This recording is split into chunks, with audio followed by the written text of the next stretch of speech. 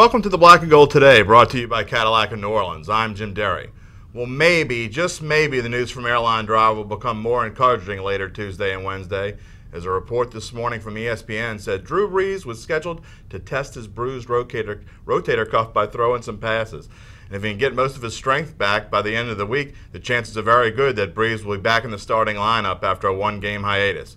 Well, let's turn to Saints beat writer Larry Holder, who admits he doesn't have all the answers, but he's got some of them, and that's good enough. So, hey, if I fake to have them all, and it sounds smart enough, but I don't think anyone has all the answers this year. I don't think anyone even has the majority of the answers this year, as the Saints are 0-3, and like Drew Brees' status still up in the air. Well, it's like baseball. If you go 333, you're doing pretty well, right? Well, if you go 333 in the NFL, you're fired. So that's probably not good. Well, what you got right now? What are you thinking right now? Obviously, right now he is doing more at this point of the week than he was doing at this same time last week, where he wasn't doing anything. So that's got to be an encouraging sign. Oh, absolutely. But how much can you get from, say, Friday to Tuesday?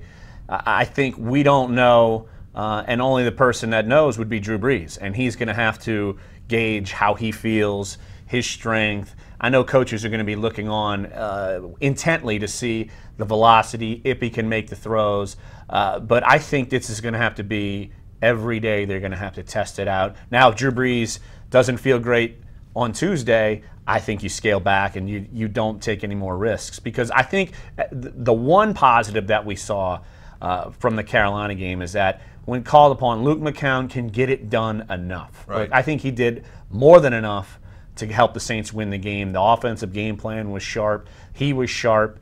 But when Ben Watson fumbles the ball, when you have defense can't get the job done, drops, penalties that kind of shut down some drives, it's going to be hard for him to get the job done. But yeah, I think it's going to be, when they say day to day, it is. There's no question that they're to me telling the truth. It has to be day to day. And when you're 0-3 and you're going into a game, I mean, we said must win and all this stuff, and now there's no question. I mean, you're going into a stretch where you got to play Dallas, Atlanta, Philadelphia, Indianapolis. There's no more room for error. They're going to have to be sure they make the right decision this week. If Brees doesn't have the shoulder strength, they're going to have to go with McCown again, and that's going to be a tough call for Sean Payton. Oh, absolutely. It's going to be a tough call for Drew Brees, because he knows they're 0-3.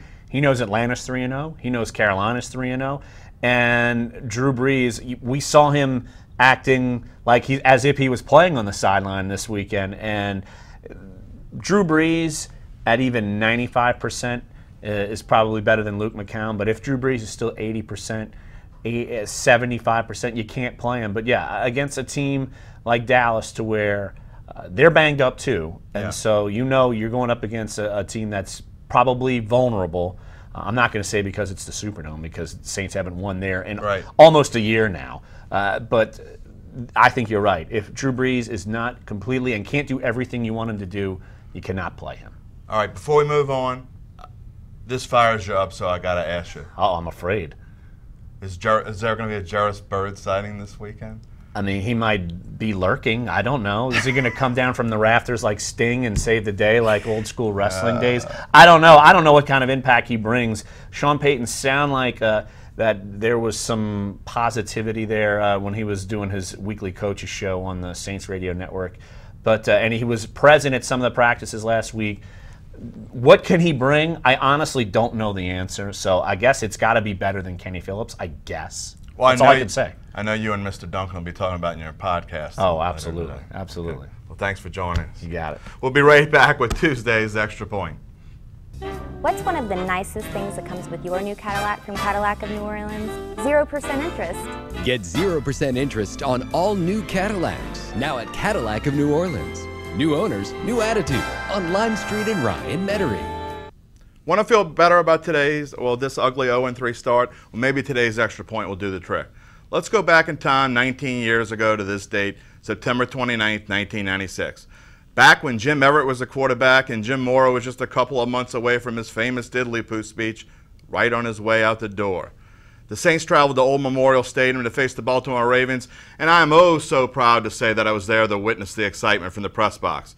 Vinny Testaverde hit Derek Alexander on a 64-yard scoring strike in the first quarter, and the teams traded field goals for a 10-3 Baltimore lead at halftime. The Saints climbed their way back into it as Everett passed to Michael Haynes for 31 yards and a touchdown to tie it at 10 early in the second play of the fourth quarter. But Testaverde led the Ravens back on an 8-play, 75-yard drive that ended with a 6-yard touchdown reception by Michael Jackson, and Everett was stopped on a 4th and 1 from the Ravens 31 with 6:23 remaining to turn the ball over on downs. The black and gold never got the ball back, and they opened 0-5 on the way to a 3-13 finish. It was the last time the team started with 5 consecutive losses, although they have been 0-4 twice since. And I'm so happy I was able to cheer you up today. We'll try to do it again on Wednesday. See you then.